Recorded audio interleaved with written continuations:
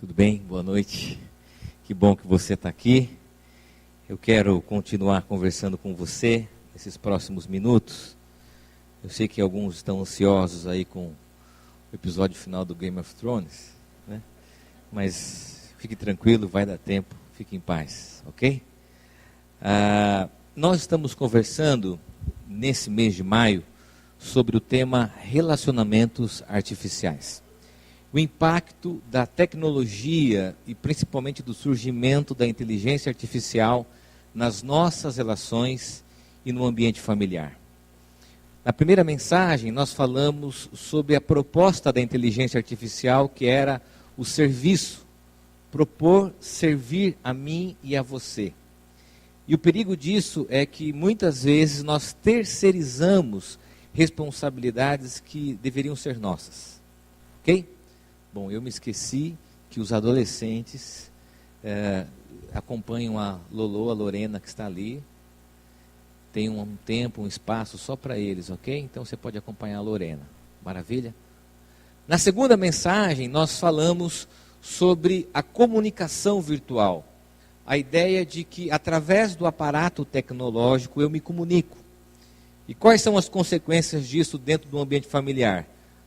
É que, embora nós estejamos tão conectados, as pessoas, nós nos tornamos a cada dia mais indisponíveis. A família toda conectada, mas ao mesmo tempo sofrendo com a comunicação interpessoal. E essa é uma contradição. E a última reflexão dessa série diz respeito, ao meu ver, ao maior prejuízo de tudo isso, que é nos oferecer a otimização do tempo. A tecnologia nos propõe a otimizar o tempo, facilitar as coisas, agilizar. Então eu quero refletir com você se de fato essa otimização traz benefícios e traz.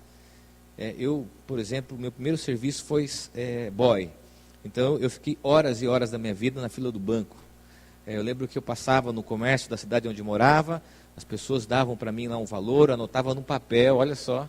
Ia fazer depósito, você não tinha caixa eletrônico, você tinha que pegar fila. Hoje a gente faz isso pelo celular.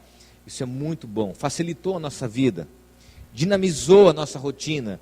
Mas do ponto de vista das nossas relações, do ambiente familiar, das relações afetivas, será que de fato o tempo está sendo otimizado? Ou o tempo está sendo roubado? Essa é a pergunta que eu gostaria de refletir com você nessa noite. Quero ler com você o texto de Efésios, capítulo 5, versículo 15 e 16, apenas esses dois versículos, e trazer uma informação importante. Paulo está escrevendo uma carta à igreja de Efésios, e na segunda parte dessa carta, o apóstolo Paulo, ele fala sobre a nova vida que os seguidores de Cristo têm por estarem unidos com ele.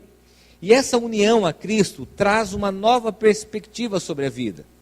Estar conectado com Cristo, estar unido a Ele, faz com que as pessoas tenham um novo olhar sobre a realidade.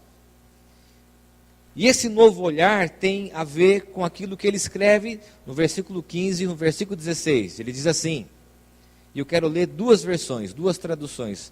A versão atualizada e a nova tradução da linguagem de hoje. A primeira diz assim, portanto, vede prudentemente como andais, não como nécios, e sim como sábios, remindo o tempo, porque os dias são maus. Em outra tradução, a NTLH diz assim, portanto, prestem atenção na sua maneira de viver, não vivam como os ignorantes, mas como os sábios. Os dias em que vivemos são maus, por isso aproveitem bem todas as oportunidades que vocês tem.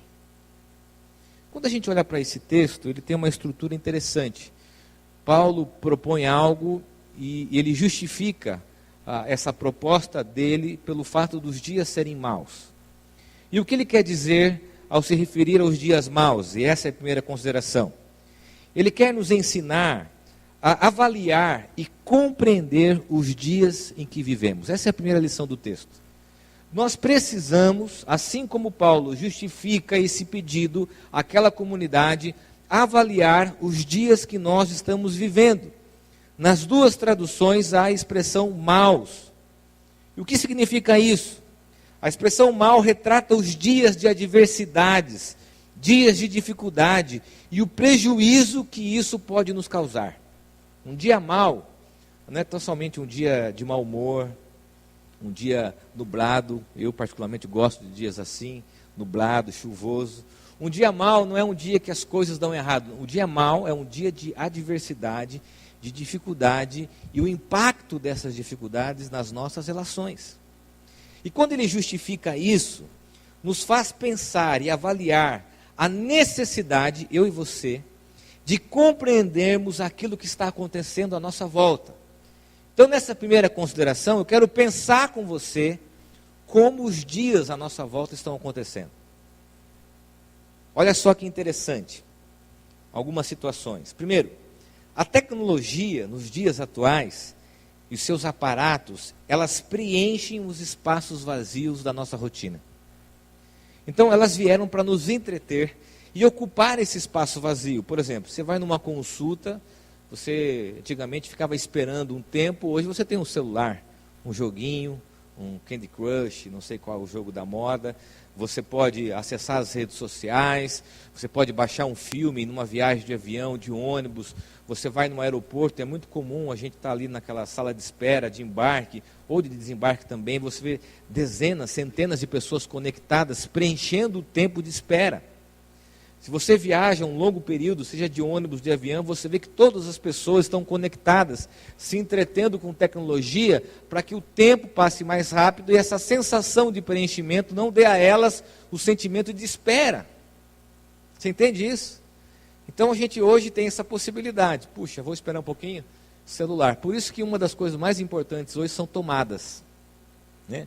A gente procura locais que tenham tomada. Em aeroporto, as pessoas brigam por tomadas. Brigam, literalmente, pelos assentos que têm tomada. E quando você acha, então, se encosta ali e fala, puxa, posso esperar aqui durante horas, porque eu vou estar preenchendo o meu tempo. A pergunta, preenchendo ou perdendo tempo? Porque há uma pesquisa, e isso aqui são dados reais.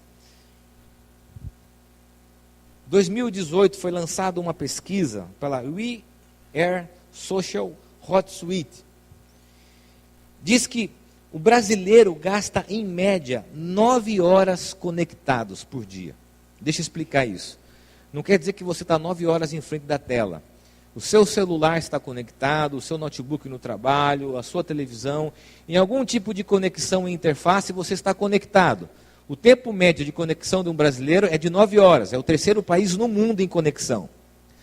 Desse período de 9 horas, preste bem atenção, 3 horas e 39 minutos as pessoas gastam em redes sociais. Brasileiro, eu e você. Você pode até se achar abaixo da média ou acima da média, mas a média geral da população, das pessoas que têm acesso à internet, é que um brasileiro gasta, em média, por dia, 3 horas e 39 minutos conectados às redes sociais. O que são 3 horas por dia? 39 minutos? São espaços que a gente não faz nada. A gestão do tempo ensina a gente a fazer uma visualização macro das coisas, não micro. Olha as contas que nós fizemos diante dessa pesquisa. Bom, se cada brasileiro gasta 3 horas e 39 minutos conectado, dedicado às redes sociais, isso significa que em uma semana nós gastamos 25 horas aproximadamente conectados. Um dia. Um dia em uma semana. Em um mês nós gastamos aproximadamente 102 horas conectados às redes sociais. Equivalente, sabe o quê? A 4 dias. Se fizermos uma avaliação macro, numa relação de tempo anual, nós vamos gastar em um ano 51 dias da nossa vida conectados nas redes sociais. Imagine se eu convidasse você para um evento, dizendo assim, cara, você quer ir para um lugar onde você vai ficar 51 dias conectados na internet? Você fala, não, imagina, 51 dias nas redes sociais, imagina, não vou. Mas você fica, eu fico, nós ficamos 51 dias conectados em um período de um ano. Agora, essa pesquisa avalia o comportamento nos últimos 5 anos. Se nós ampliarmos para os últimos 5 anos, nós teremos gastos 255 dias em redes sociais. Em 5 anos. É muito tempo. Ou seja, essa agilidade, essa otimização, na verdade, está roubando o nosso tempo. É claro que a otimização é boa e muitos dos nossos filhos nem imaginam como era um tempo atrás. Eu sempre escuto na minha casa: pai, a internet está lenta. Não sei se você tem filho adolescente, você ouve muito essa reclamação. Nossa, pai, a internet hoje está uma carroça. Primeiro que eles nem sabem o que é carroça, né? Segundo, que eles nem imaginam como era naquela época que nós conectávamos com o telefone na internet de escada e esperávamos, podia tomar banho, voltava, estava conectando ainda. E você fica refém dessa falsa sensação de velocidade e as pessoas nem têm noção como era antigamente. Mas a pergunta é: nós estamos gastando o nosso tempo ou nós estamos perdendo o nosso tempo? Preenchendo os espaços vazios da rotina, as horas e os dias tediosos, ou nós estamos perdendo algo que é valioso? Isso é fato. Então a gente chega do trabalho cansado, a gente senta no sofá e vai o quê? Participar de um bate-papo, de algumas tretas nas redes sociais. Dizer assim: vou gastar meu tempo aqui, discutindo política, falando daqui, dali, vou gastar o meu tempo visualizando o perfil de outras pessoas. É isso que a gente faz. É essa a vida dos dias maus. E os dias maus afetam a nossa vida, afetam a nossa rotina. Você percebe isso quando você vai, por exemplo, em qualquer local público e você vê uma mesa, uma família sentada e todos conectados, todos com aparelhos celulares. Eu não estou dizendo isso me isentando disso. Minha esposa está olhando direto para mim aqui. Isso é um problema nosso, da nossa relação também. A gente tem que brigar e muitas vezes pontuar para que isso não se torne um hábito que roube o nosso tempo, que subtraia o nosso tempo, dando a ideia ou a falsa sensação que isso está otimizando o nosso tempo. E não está. E não está. Chutando aqui por cima, fazendo uma avaliação bem superficial, com todo o respeito, dos casais que estão aqui, eu tenho certeza que esse é um dos assuntos de briga dos casais ultimamente: celular. Chutando aqui por cima, sem invadir a sua privacidade, quem tem filho, eu sei que isso é um dos motivos de briga na sua casa: o uso demasiado do celular. Então nós temos que avaliar as consequências disso, os dias maus, e o quanto isso nos afeta. Agora, há um outro problema, uma outra dificuldade, que é a necessidade de se registrar e digitalizar as experiências, fazendo com que tudo que vivamos passe a ser exteriorizado. Nós perdemos a experiência do hoje em detrimento da visualização das pessoas. Ou seja, se eu estou num local, num evento, em alguma atividade, numa viagem, é mais importante eu registrar aquilo do que eu viver aquilo, do que eu experimentar aquilo e ter aquilo como uma experiência real para a minha vida. Agora, a pergunta que nós devemos fazer é: quando nós vamos parar na frente da televisão ou do computador para ver todas as fotos que nós tiramos e dizer assim, como foi bom aquele momento? Porque nós não fazemos isso, porque o arquivo digital é imenso. E nós temos essa falsa sensação de gerar arquivos, banco de imagem, para quando? A parte da canção Desconecta diz assim: como se o tempo num loop fosse aqui se repetir. A gente, na verdade, tem essa sensação irreal de que em um momento da vida nós vamos parar e dizer assim, vamos ver os highlights da nossa vida? Pega lá o HD, a foto, o celular, coloca aí, vamos ver todas as nossas fotos dos últimos anos. A gente não faz isso. Agora, quando nós estamos no local, o que a gente quer fazer? Registrar isso e digitalizar isso. Para onde? Para quê?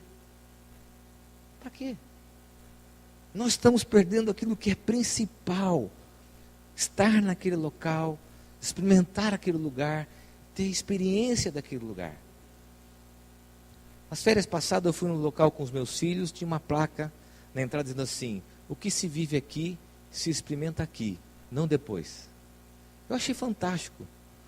A sensação de que a gente está vivendo hoje uma alienação total, para que alguém nos convide a desconectarmos, para experimentarmos aquele local realmente, e não nos preocuparmos em virtualizarmos aquilo, para que num futuro distante a gente possa olhar, e às vezes as redes sociais nos lembram disso. Facebook coloca lá uma memória para você falar assim: meu, como o tempo está passando, olha isso, essa foto, como as crianças eram pequenas, olha como ele era pequenininho. A gente vê isso. A própria plataforma digital precisa me lembrar daquilo que eu não me lembro, daquilo que eu não mais acesso, porque há tanta demanda de coisa que eu não tenho mais como me lembrar daquilo que eu já vivi. E aí nós temos um grave problema diante dos dias maus. Eugene Peterson diz assim: a pressa é uma forma de violência praticada contra o tempo, e o tempo é sagrado. Vou repetir isso porque a cultura em que nós vivemos, os dias maus, está dessacralizando o tempo. E o tempo é sagrado. Eugene Peterson continua essa frase e ela me faz pensar sobre aquilo que é importante para mim. Ele diz assim: quando o tempo é dessacralizado, já que o tempo é santo, a vida também é dessacralizada. Ou seja, eu não me importo mais com o fato de que meus filhos estão crescendo, que o tempo está passando, que eu estou envelhecendo, que meus pais estão envelhecendo. Eu não me importo, porque eu já não sacralizo mais. O tempo não é sagrado para mim, e se o tempo não é sagrado, a vida também não é sagrada. E a vida é sagrada. As pessoas que estão ao nosso lado são um presente desse sagrado para contemplarmos essa experiência. Às vezes eu tenho o hábito, já disse isso aqui, acordo à noite, vou cobrir os meninos e vou cheirá-los. Eu gosto de cheirar. Eles não gostam muito, principalmente na adolescência agora, de fazer isso em público. Se ele me ouvisse, então, ele ia ficar doido. Mas eu gosto de ir lá cheirar eles. E às vezes eu peço: Deus, que o tempo passe em câmera lenta. Que o tempo passe em câmera lenta. Para a gente ter a noção de que o tempo é sagrado.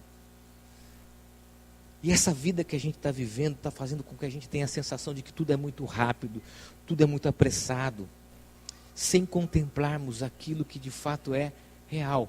E olha que interessante, uma informação. As pessoas que estudam a dinâmica da casa, da família, da primeira infância, propõem aos pais que os pais brinquem com seus filhos. E a média, segundo essa pesquisa, que um pai deveria gastar, ou que ele gasta por dia brincando com o filho, é de 15 minutos. 15 minutos em detrimento a 3 horas e 39 minutos nas redes sociais.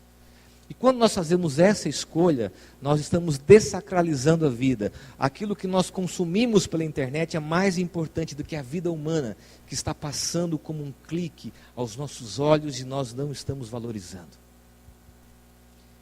E uma das coisas que a gente aprende com o tempo é que as coisas voam. As coisas voam. Você sabe quais são as consequências dos dias maus? Deixa eu dizer para você. Os dias maus produzem remorso. Os dias maus produzem culpa. Os dias maus produzem a nossa consciência que nós falhamos. Quando que isso acontece? Quando o tempo passar, você olhar para trás e dizer assim: eu não aproveitei o que eu devia ter aproveitado. Como os meus filhos cresceram e eu não percebi. Como os meus pais envelheceram e eu não tive a oportunidade de desfrutar disso. Como os dias maus produzem culpa e esse sentimento de remorso que nós falhamos. Que nós falhamos. Deus me livre, livre você, nos livre, de que esse tempo tome de nós a consciência de que a vida é sagrada. De que a vida é sagrada e que o tempo é sagrado. Você consegue discernir o que de fato isso tem causado na sua vida e nos seus relacionamentos? E não apenas as pessoas que são prejudicadas com a nossa falta de percepção do tempo, mas a nossa própria vida com Deus é prejudicada. A gente não consegue mais orar, ler a Bíblia, a gente faz isso tudo através de plataformas digitais, de inteligência artificial. A gente lê a Bíblia, já tem lá no aplicativo a possibilidade de você compartilhar, você ouve uma mensagem no grupo de WhatsApp, você já compartilha, mas aquilo não penetra o seu coração, você não gasta tempo com isso, você não investe tempo naquilo que é importante. Francis Chan diz o seguinte: como não encontramos tempo para estar com aquele que fez o tempo? Ou seja, a vida, ela é desacralizada, as pessoas que nós estamos vivendo, elas perdem o valor, e como consequência, nós também perdemos a nossa vida com Deus, porque nós não temos mais tempo para aquele que criou o tempo, que é o próprio Deus. Os dias maus são a justificativa para que o fato que eu e você devemos aproveitar o tempo. Segunda consideração, seja sábio. Vou repetir isso porque o texto tem como ênfase a sabedoria. Seja sábio, opte pela sabedoria. O texto diz: portanto, vede prudentemente como andais. Paulo faz referência, não como nécios e sim como sábios. Na tradução linguagem de hoje ele diz: portanto, prestem atenção na sua maneira de viver. Não vivam como os ignorantes, mas como os sábios. Nas duas traduções a expressão sábio. Por quê? Porque Paulo compreende que a percepção, a reflexão sobre a vida é um conceito de sabedoria, de discernimento. Andar com sabedoria diz respeito a discernir o uso do tempo. Ser sábio é não desperdiçar o tempo. Ser sábio é avaliar com discernimento entre aquilo que eu faço com o tempo e a insensatez. Porque o insensato, o nécio, o imprudente, ele não avalia o quão precioso é o tempo. Talvez nós estejamos mergulhados nessa falta de sabedoria, de que o tempo é precioso. E nós precisamos retomar essa sabedoria e esse discernimento em relação ao tempo. John Stott diz assim: as pessoas sábias têm a consciência de que o tempo é um bem precioso. Por que Paulo nos convida à sabedoria? Porque sabedoria faz parte de um processo de escolha. Chegar e dizer assim, eu vou me desconectar, é ser sábio. Dizer o seguinte, a vida é mais importante do que um aparelho. Saber, por exemplo, viver experiências sem ter a necessidade de exteriorizá-las, publicá-las, postá-las, hoje é ser sábio. Usar o tempo de forma a discernirmos as nossas escolhas, a compreendermos como nós nos relacionamos com o tempo. É exatamente isso que Paulo está dizendo. Olha, o sábio é aquele que sabe ter uma relação com o tempo. Ele sabe avaliar os prejuízos, ele sabe como gastar o tempo, ele sabe como gerir o tempo, ele sabe como cuidar do tempo. O sábio não vive aprisionado pela ansiedade, o sábio não quer encher o seu tempo e preencher com coisas que deem a sensação de que tudo passa rápido. O sábio, prudente, sensato, aproveita bem as coisas. Sabe o que nos falta hoje? Sabedoria. Alguém precisa nos dizer, alguém, e Paulo está dizendo isso, que falta-nos sabedoria em nossas escolhas, dentro da rotina e dentro do nosso cotidiano. Sabedoria é saber como nós usamos o nosso tempo. Bom, vocês sabem que eu e a minha esposa, nós temos um filho especial. E quando nós descobrimos a patologia dele, todo aquele processo, já contei parte dessa história a respeito disso, a previsão de que seria 15 dias, depois 30 dias, até o momento que nós ouvimos, olha, a perspectiva de vida é de um dia. E ele vai completar 11 anos agora, dia 25 de agosto. Mas a perspectiva de vida dele, o prognóstico é um dia de vida. Quando nós ouvimos isso, confesso para você que foi a sensação de ter uma corda no pescoço, de medo, de ansiedade, assim, como é viver com a expectativa de que é um dia de vida. Até que Deus foi nos ensinando, Ele nos ensinando, que ao invés de sermos consumidos por aquilo que pode acontecer no futuro, a gente deveria aproveitar o dia de hoje e entender que nós devemos viver um dia de cada vez. Porque o próprio Jesus diz isso: basta a seu próprio dia o seu próprio mal. Você pode viver escravo do tempo, você pode viver refém da ansiedade, da angústia, do medo, ou você pode ser sábio e aproveitar o tempo a seu favor, e gerir o tempo, e avaliar o tempo, e fazer escolhas baseadas nessa preciosidade de que o tempo é importante. Então, o convite para nós, e a sabedoria, para que eu e você possamos gerir o tempo, fazer escolhas relacionadas à forma em que nós vivemos, para que Ele nos dê sabedoria para compreender e dar valor o que de fato é prioridade. Terceira e última consideração, e a mais importante do texto, e o texto nos traz essa ênfase. Sabe qual é? Aproveite o tempo. Vou repetir isso, embora você já tenha ouvido isso. Aproveite o tempo. Sabe por que Paulo diz assim? É preciso remir o tempo, é preciso aproveitar o tempo, porque Paulo tem a consciência de que o tempo é um presente. Vou repetir isso: o tempo é o nosso maior presente. A palavra remir significa adquirir de novo, resgatar, tirar do cativeiro. Significa usar também cada oportunidade, evitando o desperdício e a desvalorização do tempo. Paulo diz: aproveitem bem todas as oportunidades. Isso tem a ver com o sentido e o significado do tempo, porque esse tempo é o nosso maior presente. O que nós temos de mais precioso na vida, a moeda mais cara, é o tempo. É o tempo. Diga isso, reflita isso com quem já perdeu uma pessoa que ama. Diga isso para quem já abriu um exame e viu que tinha poucos dias de vida. Diga isso para quem está lutando contra a enfermidade, buscando o tempo. E nós não sabemos valorizar e compreender que o tempo é o nosso maior presente. E aí a gente olha para as nossas relações, olha para as experiências da vida, e a gente não percebe o quanto o tempo é um presente e nós devemos aproveitá-lo. Oscar Cullmann tem um texto que diz assim: para os primeiros cristãos, o tempo não é uma realidade contrária a Deus, mas é o meio de que Deus se serve para revelar aos seres humanos a sua graça. O tempo é um instrumento para que Deus revele a sua graça. Deixa eu te fazer uma pergunta. Como você tem aproveitado o seu tempo? Em síntese, Paulo, nessa segunda parte da carta de Efésios, diz àquela igreja que através de Jesus, eu e você, nós temos uma nova compreensão sobre a vida.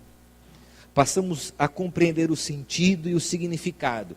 E isso deve impactar, exatamente isso que Paulo está dizendo, a maneira como eu gasto, a maneira como eu invisto, a maneira como eu dedico e aproveito o meu tempo. E aqui eu quero me referir a todas as pessoas que estão aqui, nas suas mais diversas faixas etárias, diante dos seus mais diversos papéis, diante das suas experiências de vida, fazer novamente essa pergunta: como você tem gastado, aproveitado, gerido, cuidado do seu tempo? Porque ele é o seu maior presente. E isso diz respeito tanto aos pais que têm filhos pequenos e têm que aproveitar essa fase que voa, passa tão rápido. Isso também diz respeito à saúde que nós temos dentro de um relacionamento conjugal. Isso diz respeito a aproveitarmos os nossos pais. Aproveitarmos os nossos pais, o tempo que eles estão presentes, os nossos avós, os nossos amigos, as nossas escolhas serem pensadas com sabedoria, para que isso seja entendido, que o tempo é sagrado. O tempo é sagrado. Eu não sei se você teve uma experiência como a minha, de estar com alguém muito querido, e você está naquela experiência, você não imagina que aquela experiência pode ser a última. Nós estávamos conversando em casa esses dias, eu e a Aline, sobre o Dia das Mães. E lembrando que há 2 anos atrás nós estávamos com a mãe dela, minha mãe, a avó dela, minha avó, todo mundo lá, um almoço de alegria. E eu disse, puxa, na hora e naquele dia nós nem imaginávamos que seria o último encontro com todas essas pessoas. Porque o tempo é sagrado. E quando a gente olha para trás, a gente percebe que era sagrado, mas nós não percebemos. Por isso, Paulo nos dá esse conselho, e eu quero terminar com ele. Aproveitem bem todas as oportunidades, porque os dias são maus. Sejam sábios. Aprendam a remir o tempo. Eu gostaria de traduzir essa expressão remir, já fiz isso uma vez num trabalho, com a ideia de passar o tempo lentamente. Se eu pudesse fazer uma tradução livre desse texto, eu diria assim: remir o tempo é viver como se o tempo passasse lentamente, aproveitando cada manifestação do sagrado, cada momento e cada experiência da nossa vida. Eu quero convidar você a fechar os teus olhos.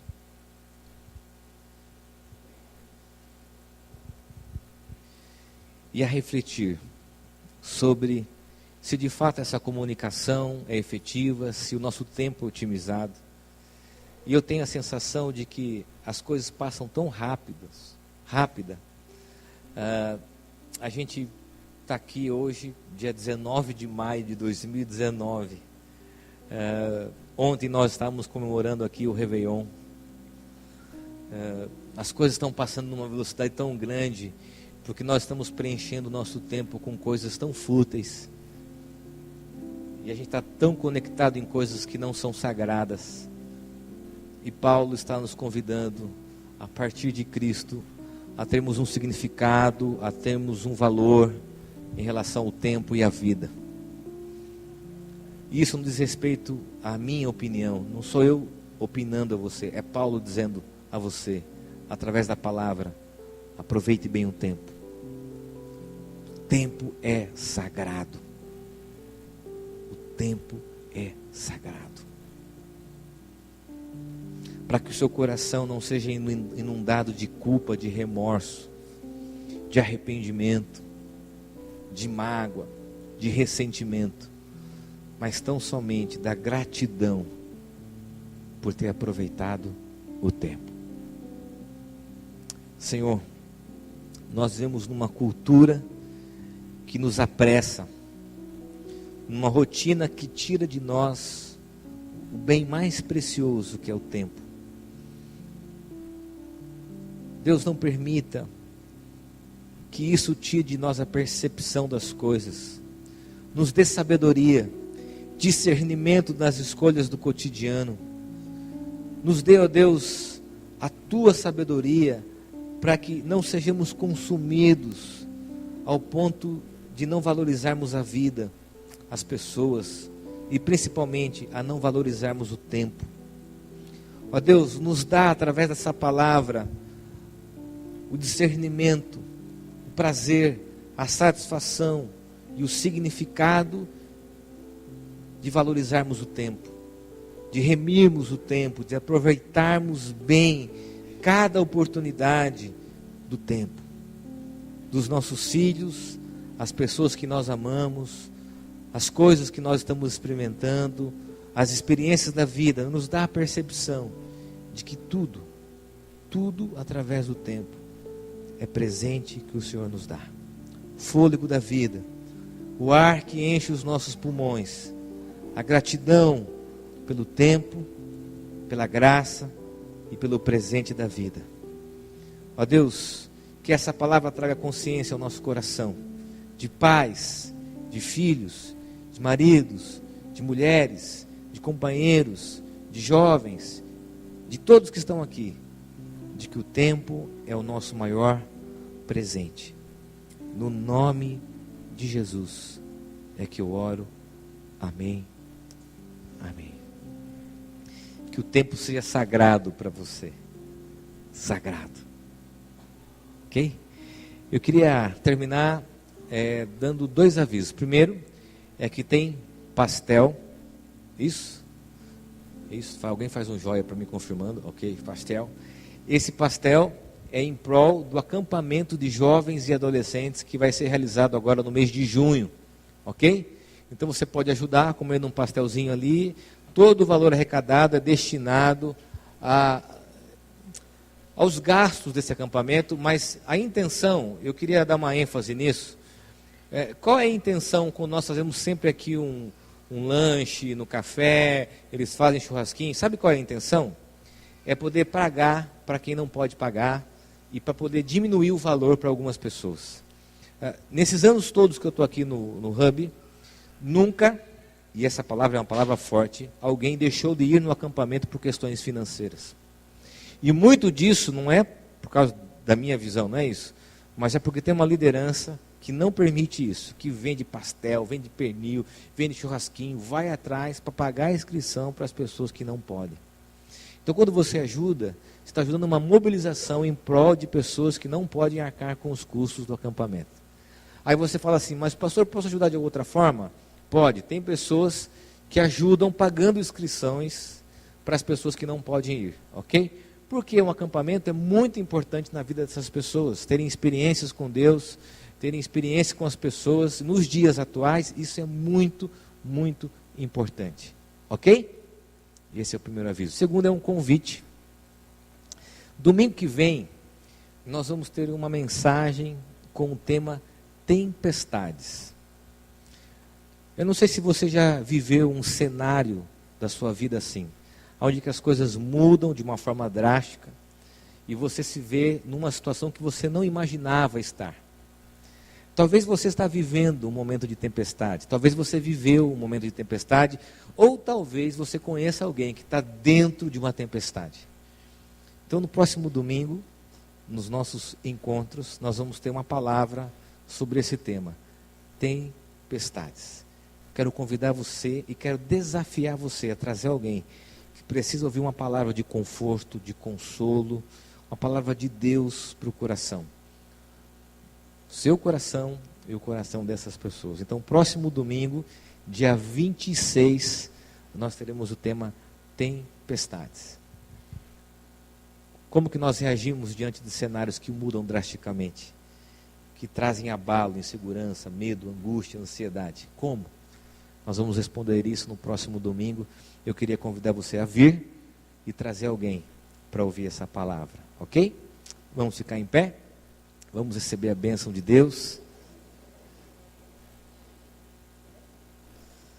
Obrigado por você ter vindo. Muito obrigado. Que Deus abençoe a sua semana, cuidando de você, no seu trabalho, nas coisas que você vai fazer. Para que você saia daqui e você acorde amanhã, entendendo que o tempo é o nosso maior presente. Que a bênção do Deus Pai, do Deus Filho, do Deus Espírito Santo, que a sua doce presença venha sobre nós, sobre as nossas casas, sobre as nossas famílias e sobre todo o povo de Deus espalhado sobre a face da terra, hoje e para todos sempre. Amém, amém.